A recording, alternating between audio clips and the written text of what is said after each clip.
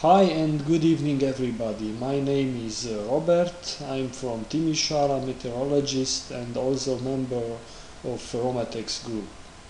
I decided that I should make some weather forecast and analysis, mainly medium and long range, because I find this much more interesting and important.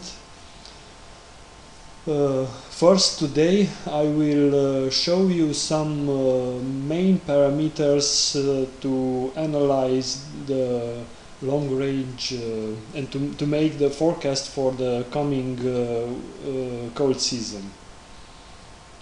One of them is the sea surface temperature anomaly.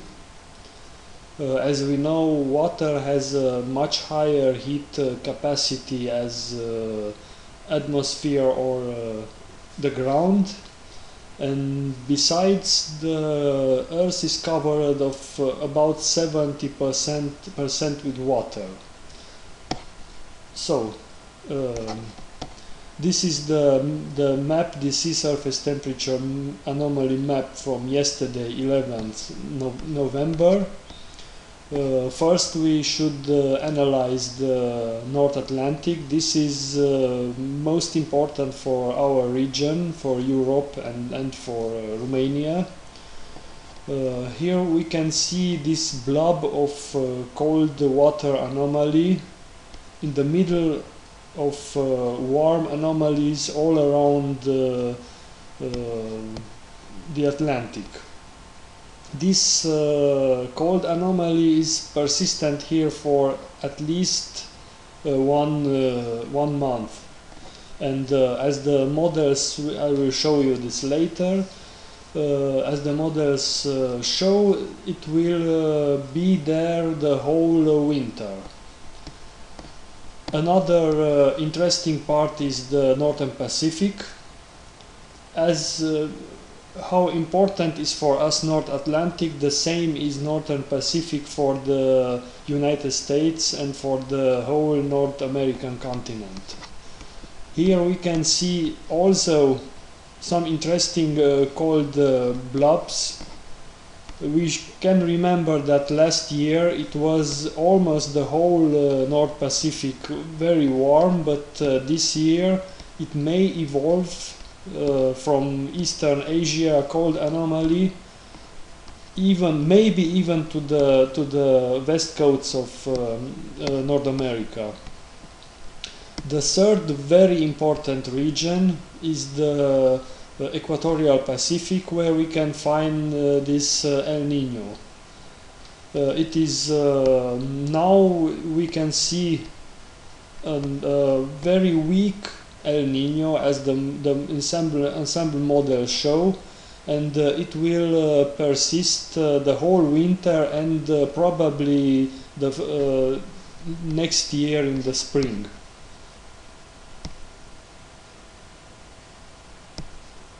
So the forecast for the sea surface temperature for the whole winter, December, January and February, I've chosen the CFS version 2, the CMC1, the Canadian model, and the NASA. All three stay with the same prospect of cold water in the middle of the Atlantic. The difference is that the CFS makes a better forecast for the waters around Asia and Siberia, but I think the anomaly in the North Atlantic is a little bit too extended. The ENSO region is also good as forecasted. The CMC1 shows a more realistic water anomaly in the Atlantic, but I can see no cold anomaly around the Asian continent. The NASA, I think it's good in Atlantic, but somehow exaggerated in the northern Siberia, and also you can see here a small zone with maybe too high temperatures in the ENSO region. Why am I telling that? The ENSO ensemble forecast predictions show a very weak ENSO El Nino for this winter. Very weak, this means only 0.5 to 1 degrees above normal temperatures. So here we have the ENSO regions. We have the region 1, 2, which is near the coast of Peru. Then the region 3 and 3, 4. This is that so-called Central Pacific based El Nino or Modoki El Nino, and region 4, which is west of the Modoki region. The highest probability of a stronger El Nino we can see it will be in region 1, 2. The region 3, 4 and 4 develops only a very slight El Nino with an anomaly of 1 degree. Another parameter is this OPI index. This is a new index developed by Italian meteorologists. It shows somehow the conditions, it's calculated based on the conditions in October. The day before yesterday came out the new index for October. This is minus 2.12, the value. It's one very low value. This OPI index is related to the Arctic oscillation. When the OPI is low, has a negative value, then it's expected that also the Arctic oscillation index will have a low value, a negative value. And as most of us knows, when the Arctic oscillation is low, then the polar vortex will be unstable, and in that winters we will see sudden stratospheric warmings. Now, to understand what is with OP index, here I show you the difference in the geopotential height anomaly at 500 millibar for this year and for the last year. Last year, as we know, the OP index was positive, and the polar vortex was very strong the whole winter. This year, as the index was negative, we can see in October we had a very high positive geopotential in the polar region, and only at the mid latitudes, 4 centers of low geopotential height, especially over Siberia. The last year it was the other way around. In the polar region we had low geopotential, and the high geopotential was spread around in the mid latitudes. This will make probably this winter too the difference. From the last winter we will have probably a very weak polar vortex, and very prone to sudden stratospheric warmings. Another example is the January and February 2012. As we know, we had a very strong cold spell in 2012, especially at the end of January and at the beginning of February. And the geopotential around or near the polar region was very high. I'm expecting this winter it will be somehow the same situation. But if we see the difference here, you can see now we have a very low geopotential over the northern Siberia, and I think that this will happen this year the same, but not in our region. That in 2012, as we see in this image, we had very low geopotential in Central and Eastern Europe. This winter I'm expecting that this low geopotential will maintain over Northern Asia. So another parameter would be the snow cover. The October snow cover. Now here I have the snow cover on 11th November. It is a very good snow cover, a very good positive anomaly of snow cover comparing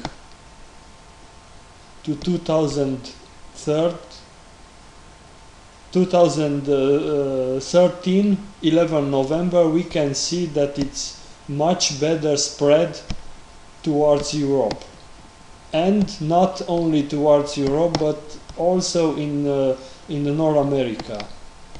This could be a hint for a colder winter in Eurasia and over the Northern American continent. So here we can see one more time the difference, the anomaly. You see here the snow cover spread into Europe, and the last year it was confined only to Siberia.